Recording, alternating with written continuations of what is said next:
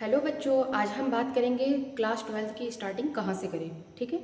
जैसे क्लास 11 क्या है, कुछ बच्चे कहते हैं कि आपका मेरा जो है ख़राब हो चुका है, अब हम क्लास 12 कैसे पढ़ाई करें, अब तो पढ़ नहीं सकते। 11th की कुछ चैप्टर थे जो हमने पढ़ाई नहीं किए, तो हम उसके लिए आपको ईजी ट्रिक बताने जा रहे हैं कि इस तरीके से हम कहाँ से कैसे स्टार्ट करें क्लास 12 की। ठीक है। जैसे अगर हम बात करते हैं क्लास 11 में आपने नहीं पढ़ाई की, ठीक है, लेकिन जो है आपने जो गलतियां की हैं क्लास 11 में, वो क्या करना है क्लास 12 में वही गलतियां नहीं करना है। देखिए, इससे क्या होगा, जो क्लास आप 11 आपका जैसे खराब होगा वैसे वही गलतियां क्या होंगी क्लास 12 में होने लगेंगी। तो हम सबसे पहले आपको ये देखना है कि कमियां आपको क्लास 11 में कहाँ कहाँ थी। जैसे आपने क्या किया, जैसे क्या किए, पहले रेगुलरिटी नहीं थी, क्या क्लास में अटेंड नहीं करते थे या फिर पढ़ाई नहीं करते थे। दूसरा बात ये आता है कि जैसे आपने नोट्स वगैरह भी नहीं बनाया, इस पर कुछ इंपॉर्टेंट चैप्टर थे उसमें भी आपने पढ़ाई नहीं की। तो ये सब गलतियाँ थी, मिस्टेक थी, जिसको आपको क्या करना है, सुधारना है। जो हो गया सो हो गया क्लास 11, लेकिन अब क्या करना है, क्लास 12 की स्टार्टिंग कहाँ से करें। देखिए, क्लास 12 में क्या करना है, सबसे पहले आप जो गलती की उसको तो दोहराना नहीं है। सबसे पहले स्टार्ट करना है रेगुलरिटी की। अगर हम बात करें, जो भी क्लास आप अटेंड कर रहे हैं, जो भी ऑनलाइन हो या ऑफलाइन हो, जो भी क्लासेस आप पढ़ रहे हैं उसको रेगुलर पढ़े। ठीक है। और सेल्फ स्टडी पढ़ने के बाद उसको क्या करना है, सेल्फ स्टडी मिनिमम 3 या 4 आवर आप डेली पढ़ें। और उसको पढ़ने के बाद क्या करना है आपको, फिर नेक्स्ट पॉइंट आपको क्या करना है, नोट्स बनाने हैं। ठीक है। आप उसको नोट्स बनाइए, जो इंपॉर्टेंट पॉइंट है उसको क्या करिए, हाईलाइट करिए। उसको हाईलाइट करेंगे, इससे आपको पता चलेगा कि हाँ ये इंपॉर्टेंट टॉपिक है, उसको आप बार बार देख सकेंगे। तीसरी कंडीशन ये आती है कि जैसे जो भी आपने पढ़ाई की है, जिसके बारे में आपने पढ़ाई की है या फिर आपने नोट्स बनाया है, तो क्या करना है, उससे रिलेटेड आपको क्वेश्चन सॉल्व करने हैं।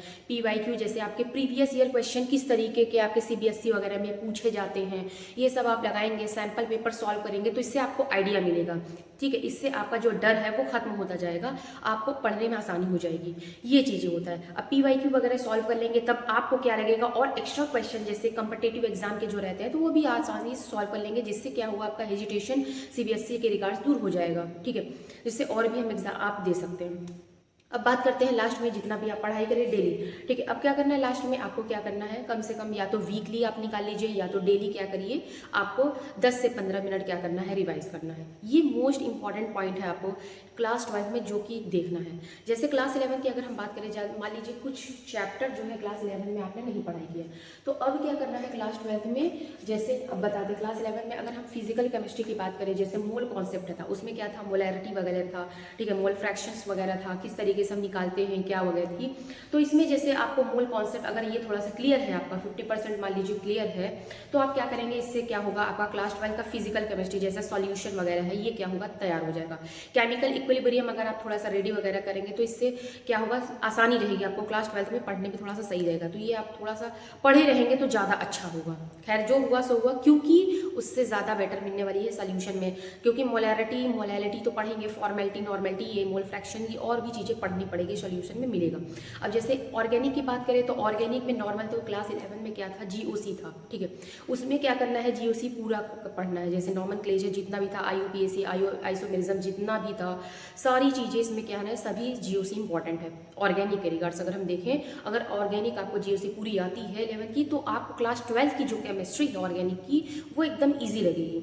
अब हम बात करते हैं इनऑर्गेनिक केमिस्ट्री। इनऑर्गेनिक केमिस्ट्री जैसे आपका हो गया, कुछ इंपॉर्टेंट पॉइंट जैसे इलेक्ट्रॉनिक कॉन्फिगरेशन जैसे हो गया, ये सब कैसे निकालती है तो आपको आता ही है। जैसे विषय APR थ्योरी हो गया, हाइब्रिडाइजेशन कैसे निकालते हैं, तो ये सब पढ़े रहेंगे तो आपको कोऑर्डिनेशन कंपाउंड इनऑर्गेनिक में 12th में इन कोऑर्डिनेशन कंपाउंड जैसे उसमें आपको आइसोमेरिज्म तो आएगा ही, आपको जैसे क्या होगा, VBT थ्योरी, ये सब हाइब्रिडाइजेशन किस तरीके से, ये थोड़ा सा क्या होगा, ईजिबल हो जाएगा आपको सॉल्व करने में। तो ये था आपको किस तरीके से पढ़ाई करना है। ठीक है। ये तरीका अगर ये आप फॉलो कर लेंगे तो आप समझ लीजिए बेटर रिजल्ट मिलेगा आपको।